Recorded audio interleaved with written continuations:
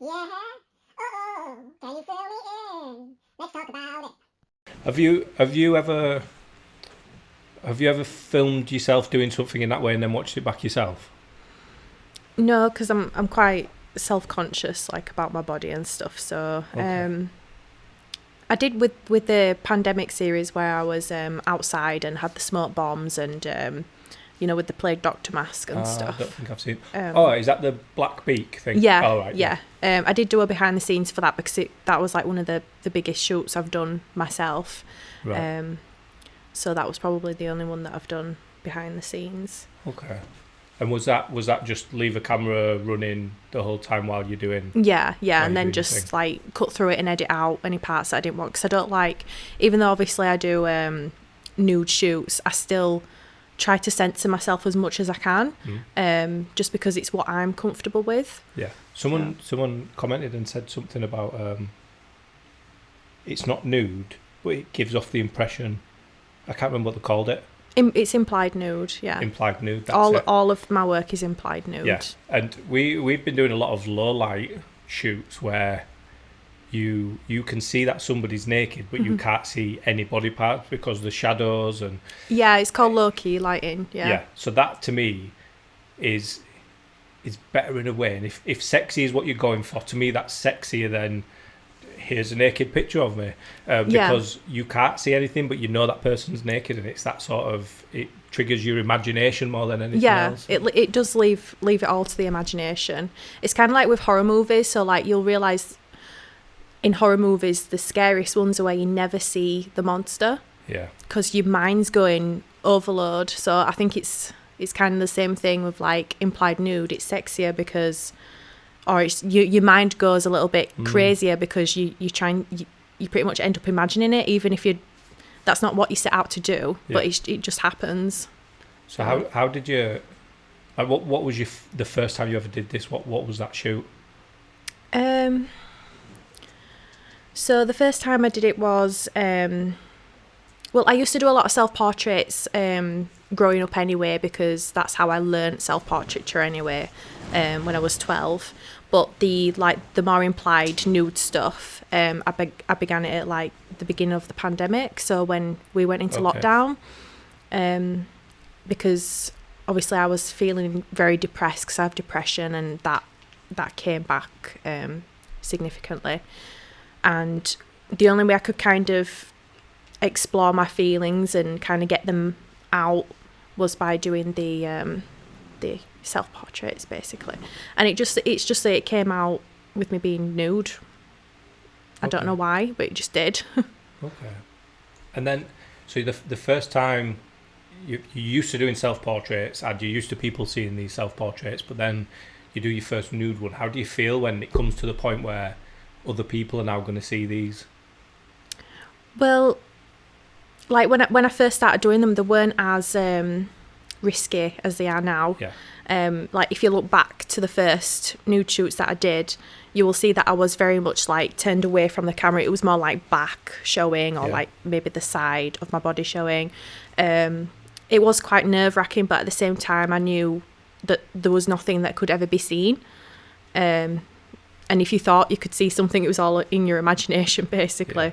And obviously, if Yeah. you're taking your own pictures, you're completely in control of Yeah, owning the image and the editing and everything else. yeah.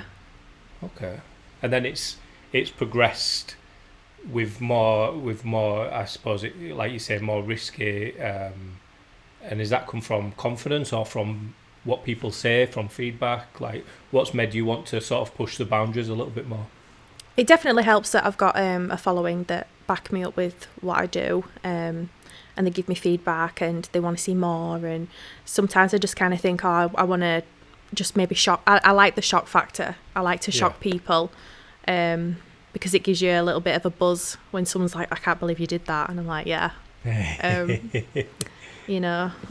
But I like trying out new techniques as well, Okay. new angles, and I don't know. I like to push my own boundaries quite a lot.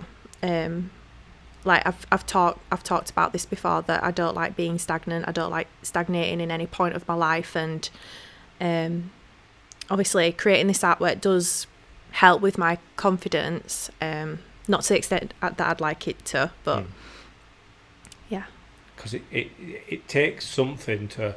We were talking earlier in the car, and I was saying, you know, on certain gym days, I'll take a picture of myself with my vest on because my shoulders might look, you know, all the hair is swollen from training. But that's the only time where I'll really post a picture of myself. So, you know, the amount of pressure I'd feel myself if I was to post a topless picture as a man, you know, is huge. So I've got nothing but respect for that, and it's not. So I'll ask you this before I tell you what I was going to say. So do you get the wrong sort of attention where people are seeing it as you're posting naked pictures of yourself rather than you're creating a piece of art which you wear, and then you're posting pictures of that? So it is mostly men that I get the negative comments from, but I realise that that's just down to their male gaze, basically. I've had people telling me that I don't belong on Facebook or Instagram, and that my work belongs on OnlyFans because it's porn. Right. But what they don't realise is that most people who will go on OnlyFans are paying to see. They're actually paying to see porn. They want to see, you know, cam girls, and they want to see more than what I'm doing. So it's kind of like, well, where do I belong then? But I've got to the point now where it's like, well, no, I know I belong on Instagram, and I'm feeling a lot more confident on that. I feel like I've wavered off. Yeah. What were I saying? You need those negative people to sort of spur you on sometimes. Like sometimes it's overwhelming, and it does make you think, what am I doing? Why am I doing this? Who am I doing this for? Or and as long as you have a confident answer for all those questions, then, you know, whatever's sort of thrown your way, it's like you can remind yourself, well, this is why I do it. I do it for me. I don't do it for the other people. And there's always going to be somebody that tries to push back against whatever it is you're doing. And it might be somebody who supports you through your next 7 projects, and then the 8th one is the one where, you know, they decide, oh, I'm not too keen on this one. But yeah, I was gonna say, like, it's not posting naked pictures of yourself. It's not, you know, and there's guys who will just see it as, I mean, there might be girls as well, but there'll be guys who will just see it as, you know, I'll look through these pictures and it's just, but you know, we've spoke a lot in the last couple of days, and I said to you the thought process that goes into it. Like the most recent one that you did, when you talk about shock value, I'm guessing that's the most shock response you've got. And it isn't just, I've done a photo shoot and these are my 4 best pictures.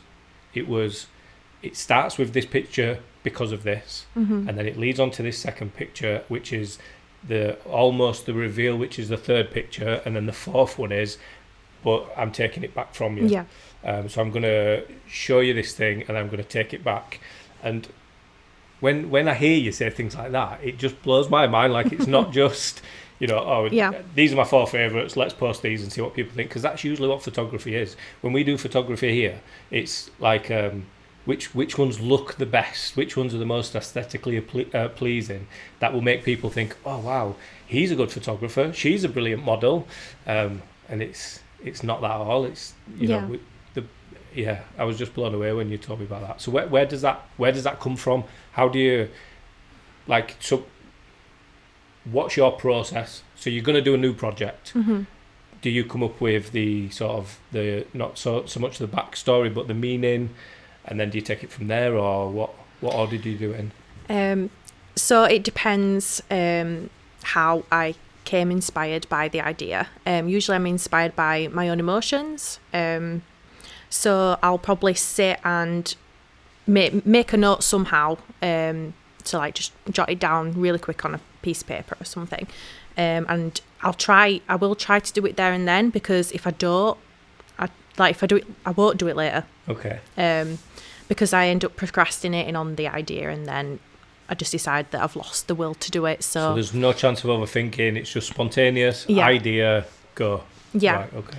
Unless obviously I'm doing like a neon shoot where I need to order the paints, and that's a bit different. So process. So you have an idea, you jot something down, and then, so how do you take that emotion and make it body art?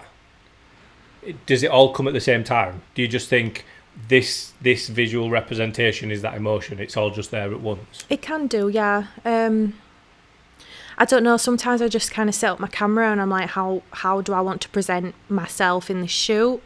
Do I want to add anything? Do I want to change the lighting? How does this story look in my mind? Because you can change a whole mood of an image just by a particular lighting setup. Yeah. So I guess that's. Oh wow! So you sort of freestyle it. Yeah. Wow. Yeah. So is that how the last one happened? Because do you want to tell us about the last one? Because then people can check it out if they want to. Yeah. So my Instagram is mostly on like feminist art and owning your female sexual expression. And it was the idea of like owning this divine female energy. I don't know how you pronounce it. Is it ethereal? Ethereal? I don't know. An ethereal being within yourself as a female, and you channel this being to be I don't know, powerful. But it was the whole idea of the male gaze, but she gazes back. Yeah. So she's taking that power from you completely, and I did want reactions of not as much disgust, because I did get those reactions, like some people were disgusted, mostly because it was strange to look at, but I wanted people to be really confused and ask about it and be like, what is this message? Why is this picture even happening? Yeah. So yeah. You had some brilliant responses that you posted screenshots on your Instagram story, and it was people like what I thought were negative comments, but I'm guessing, do you know these people that have said these things? No, they were complete strangers. So I had people saying like, oh, I looked at it and I loved it, and then the longer I looked at it, I hated it, and then I loved it again because I hated it, and then this is just art. And I'm like, yes, that's what you want. You want someone to look at your picture longer than a few seconds, like, because if you think about it, you're on Instagram and you're just swiping down, you see all of these models, all of these photographers, and it is kind of the same kind of fashion, editorial type stuff, or lingerie, that type of thing. But if someone spots your artwork and they look at it longer than 5 seconds, to me, I've caught your attention. Because there's so much going on social media, and you're just filled with all of this information, and you're just taking it all in. And if you can manage to stop someone to just look at it longer than a few seconds, then you've got them, basically. Yeah, I've never seen anyone do the things that you do. I'm just trying to think if, like, I've seen people who might do like bits of body art for nights out or things, but never to the extent that you've done it. And obviously, a couple of hours ago, we did a reenactment of one of your shoots, a neon-based one. So the video is there for you to see, and it's obviously speeded up. So it took over an hour. I'm not sure because I weren't. Oh yeah, so it took about an hour and 20-ish minutes from opening the paint to the end result. And what gave you that idea? Where did that come from for the neon? It was a shoot based on female sexual expression. It was at a time where I felt like I started figuring myself out as a sexual being. I had a partner at the time that I felt, for once in my life, that I could be fully self-expressive and myself, and that came from that feeling. It was the whole idea that I felt seen. I felt sexy. I felt empowered. I was in control of all of this, and the neon colours was just how I felt inside. Okay. like full of electricity, Yeah. just rearing to go all the time. So yeah, that's how that came about. It was brilliant to see. Like when at the start of the video, you just do your face, and we obviously had the room dark, and you brought a light that just made these colours glow. And just the way that you follow the shapes of your Yeah. face and then the shapes of your body, it looked amazing. Yeah. And there's a couple of photos on your Instagram of that, isn't there? So Yeah. people can check out the photos from the original shoot.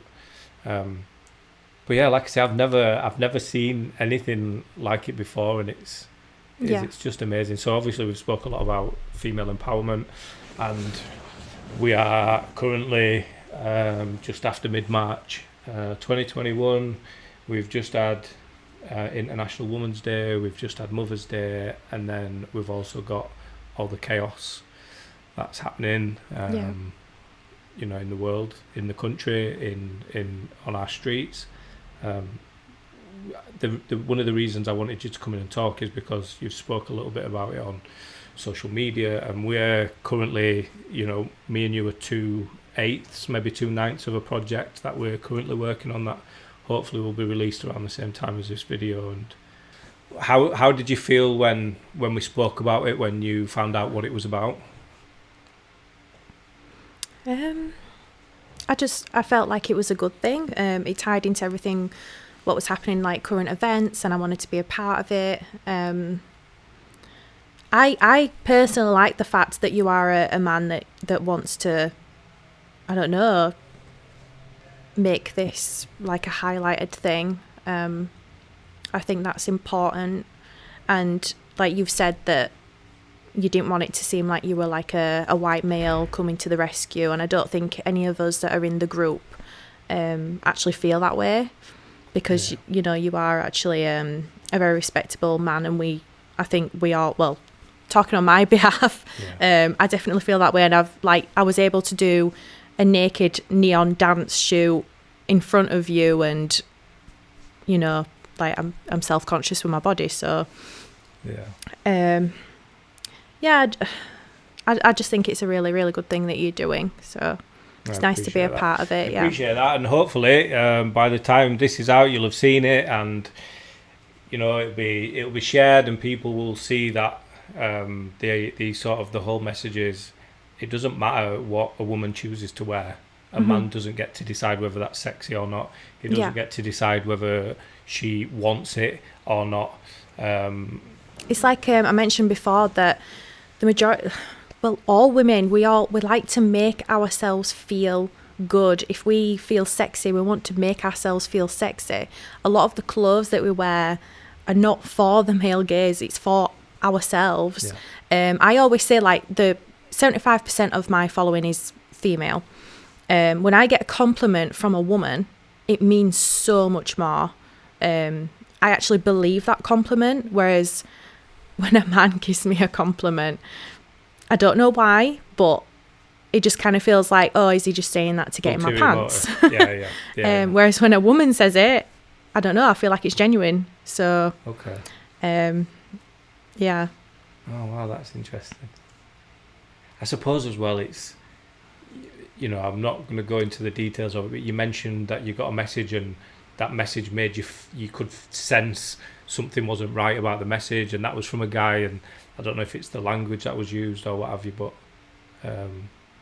yeah, and that's the other thing I struggle with, giving compliments, because if somebody is feeling down, and I'm not saying you give someone a compliment or you lie to them because they're feeling down, but if someone's struggling with, I don't know, I don't like how my hair looks, and you say, and to me, I think, well, your hair actually looks nice, and I'm going to tell you it looks nice. Yeah. It's that same, why is he telling me my hair looks nice? Why is he telling me that I'm beautiful when I feel shit? Why is he telling me that I look like I've lost weight when I feel fat? It's these sort of, and it's that you don't want it to come across sleazy. You don't want to come across as, this is going to be my chat-up line. And it's difficult to have those honest conversations. And if ever I have had to have those, you never have to have those conversations, but if ever I've felt it's important that I say this, I'm always sort of, I don't want this to come across in this Yeah. way, but what I want to say is, and then you feel like you're explaining it too much, and that might be like if I said something along those lines to you, that's when you might think, oh well, I don't believe him now because he's just Yeah. explained it for 10 minutes before Yeah. he's actually said it. So so your art is body art. Yeah. That's the main thing of the things that you've been posting. Mm-hmm. But you also do photography. Yeah, I'm a full-time professional photographer. Yeah. Okay, and how long has that been happening then? So Um, have you had like a camera since you were little, and then it just became? Yeah, when I was 12, a family member saw potential and he helped me get my first camera. So I was just kind of like taking self-portraits just to learn really. I was watching a lot of YouTube videos and I was self-taught with the basics. And then I decided to go to university because I was just lost. I didn't know what I was doing. And all I knew was that photography was everything. Even though I didn't like high school very much or sixth form, I was like, it's going to be university, it's going to be full on photography, everything. You're going to enjoy it. And I did. I loved it. And then I was waitressing for a while. And then I got my first job in a studio. So Oh, wow. Yeah. How long ago was that? when When you got the job in the studio? I think it was over a year ago. Right. Okay. Yeah. So you're in a studio. People book. Do they book and then do the stuff themselves, or do they say like, I want family portraits, and you then supply the photos for that? Is that how it works? So I work for a company, so it's kind of like they've subcontracted me as a freelancer. Okay. And they're booking clients for like makeover shoots, and I just photograph them for whatever package they've chosen. So it's there's so many people that comes in during the day. Like it could just be like a boudoir for one client, and then straight after it could be a newborn, and then straight after that it could be a family of 6. I don't know. It's just. Wow. Yeah, it's so random, so you've just got to be rearing to go after every client. And how do you switch? How do you switch from... Because I think it's important that you mirror the atmosphere in the room. Yeah. So if it's a boudoir and it's a bit sort of... Do you have music? Yeah, there's music so you on, might have some like chill music and everything's a bit slow and a bit quiet and everything's a bit sexy, and then you've got a screaming newborn straight after and everything's a bit hectic. Yeah. Is it hard to sort of get in the zone? Or It could take a bit of time to kind of be like, right, okay, I'm photographing a baby now, but Yeah. I think just from doing it for a little while, you get used to it. But yeah. Which side of the camera do you prefer?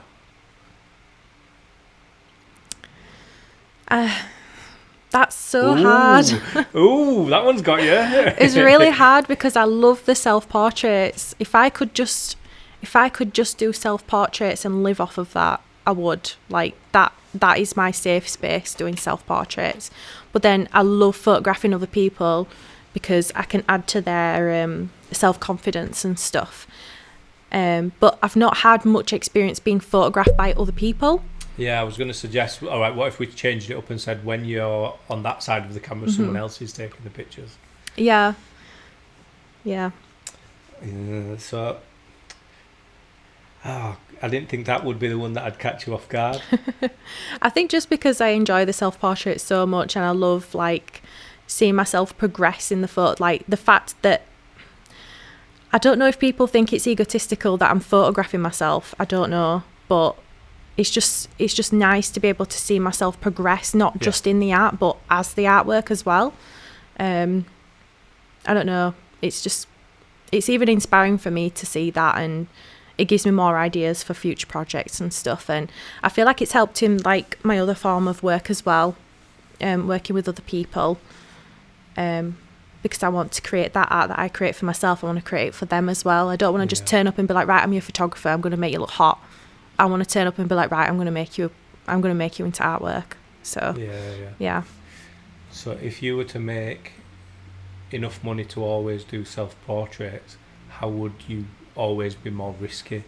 Like, it must get to a point where Oh you God, think, yeah. what do I do next? What literally, like, my mum don't talk to me anymore. I've been disowned by this many people. It's Yeah, quite you'd scary have to think that, because I have been challenged on that before with someone that used to mean quite a lot to me. There was like, well, you know, where's this line going to be? And it has made me think, like, with my recent series, I was anxious posting those, and I was like, maybe I'm crossing a line for myself. I'm not sure how far I'm going to push it. So you have these 4 pictures and you're anxious about posting them, and then you post them and you get brilliant feedback. Does that then make you think, well, maybe the line's a little bit further away? Or does it make you think, I need to replicate this level of shock? So I think I'm just kind of teetering and dancing on the line right now for myself personally. And if that changes, then it does. That's fine. It may even go back, and that's fine again. And maybe I might withdraw. I don't know. I don't know what the future's going to hold. It'd be interesting to see the followers, how they would react if you did take a step back. Because if you have got pervy men who are just like, let's see how far she goes. Yeah. And then you go back a couple of steps to see that sort of response. And if it's respectful, and if it's not, then it sort of says a lot about their purpose of being on your page. I did kind of have a slight in-look into that, actually, because I did a series in the snow, and I was in a dress, and obviously usually I'm nude, or like eventually the dress will come off. But I was fully clothed, and the reaction to those photos was just as good as any other nude series. So that really gave me hope that people are there for the fact that it's my art, basically. So is there a way you could create your art through clothing rather than through body paint and try it? Like, this is just me thinking out loud now, where, like I say, if you're getting that response from being clothed, and this isn't me saying only ever wear clothes now, it'd be just interesting to see how. I don't know how would you make, I mean, you could make your own clothes. You could, I don't know. I have been weighing up the idea of how I could do that, but with it being expressing in my own way, because I'm not very much into like editorial type fashion photography. It's just never been my forte, really. I don't have the editorial body, model body that suits that kind of artwork. So yeah, it would be quite interesting to try figure out a way to incorporate more clothes into the shoots. Yeah, I mean, we've spoke about potential things in the future where you did, so you call them series. So the previous one was a series, the Neon was a series, and then you mentioned the first series that you ever did. There was one with the flowers. So you sort of everything was covered, like half of your body was covered with flowers, and we was talking about maybe taking the drone out and doing something in a field, and it would be a similar sort of spring type vibe. I mean, that could probably be like summer dresses, but it might look weird it might look like you've got like a hairy chest if you had like flowers popping out of the top of a dress. And obviously you were sensible enough to just use like body glue when you I didn't. when you did the flowers. I used super glue. Everyone was really they were really worried for my nipples. That was all the message was like, are your nipples okay? Yeah, they're fine. Leave my nipples alone. But yeah. Oh gosh. So it was I don't know how painful it was, but was the pain of removing them flowers worth the final product? It was absolutely fine. Everyone was just a little bit OTT with it. I mean, you did super glue flowers to your skin. Yeah, I did. So actually, with the other series with the body gems, that hurt more than taking the super glue off, which was ridiculous. What did you use for the body gems? It was body. Yeah, it was for bodies. And why that hurts so much more, I have no idea. But yeah, I wouldn't advise using super glue for your body, but it was the fact that I genuinely don't care. And because these shoots are so last minute, I'm like, right, I see some flowers, I'll buy them, £2, whatever, get them. I've got an idea for those. Get home, what can I stick on them with? Super glue. Okay, I've got that. I did look at nail glue because I thought that might be a bit kind of to my skin, but it was empty, so I ended up using the super glue. Wow. But yeah. I can't believe how spontaneous they are. When I asked you the process, I thought it was going to be, I'll have an idea and then like I'll jot some things down of potential this, and I might draw some ideas out on paper. And to say the quality of the end product, to say how spontaneous it is amazing. It doesn't always come out the way that I want them to, and I think I'm trying to learn to slow things down, because I can get so excited with an idea. I need to do it there and then. I can literally have like so much excitement that I'm shaking a little bit, and I'm like, right, I need to get this done now, and it needs to be finished now because I want to be editing them now, and I haven't even stuck all the flowers on me yet. So yeah, it's just that initial excitement of just wanting to get to the end product. But I need to learn to just kind of be like, right, slow down, you could do this so much more better if you just take a little bit more care and time into it. Because like I've told you, I'm not a perfectionist. I'm like, if it works, it works. If it doesn't, it doesn't, whatever, I don't care. So I need to kind of learn to care. I'm exactly the same in that. Like the first ever spoken word piece I ever put out was about growing up in Beast, and I had a phone call that I mentioned it on earlier, and it's filmed with a drone, and I got a guy to come. The drone is noisy, so it doesn't pick up sound. So my thought process for that was, because we'd done the shooting and he'd sent me the video, and I was like, right, I need it out straight away. So I stood in the garden with a phone in my hand watching the video, and then I stood with another phone extended out like this with the voice recorder on, and I just copied my mouth and just said the spoken word piece at the same time, recorded it on this, added that to the video, put it on YouTube, and it's had a ridiculous amount of views now, so I can't take it off because you lose it all. But oh my gosh, it's awful. And it mentions like before wheelie bins, we used to have these like plastic fireproof lid type bins. It was like an old like dustbin, I think they'd be called, rather than a wheelie bin. And it were talking about back then, and it mentions about how like Mars and Snickers were your main sort of chocolate bars. There wasn't really much competition. Now Cadbury's have got like 1,000 varieties, and it says back when wheelie bins had no wheels and they had a removable lid. But because I'm watching this video, it says back when wheelie bins had no wheels and they had a removable lid. And that's how it sounds in the video. And it's just because I'm trying to copy my mouth, and I was in such a rush to get it out. And now when I look back, so many of the videos I've got on my YouTube channel are so cringy. I'm glad we got the podcast because everything's new now. But even with this, learning, we didn't have a studio, so we'd just be like in the Buddhist centre in Holbeck, and we'd set up on a table, and then for the next one we'd move that same table to a different part of the Buddhist centre so it looked like it was somewhere else. And I'm exactly the same to the, where it's, I've got it, people need to see it, people need to hear it, let's just get it out. So I'm with you on that one. And I think sometimes good work does come from that, but it's always, hindsight. We did an Instagram live. Oh, you did your first Instagram live video. Yeah. How did that feel?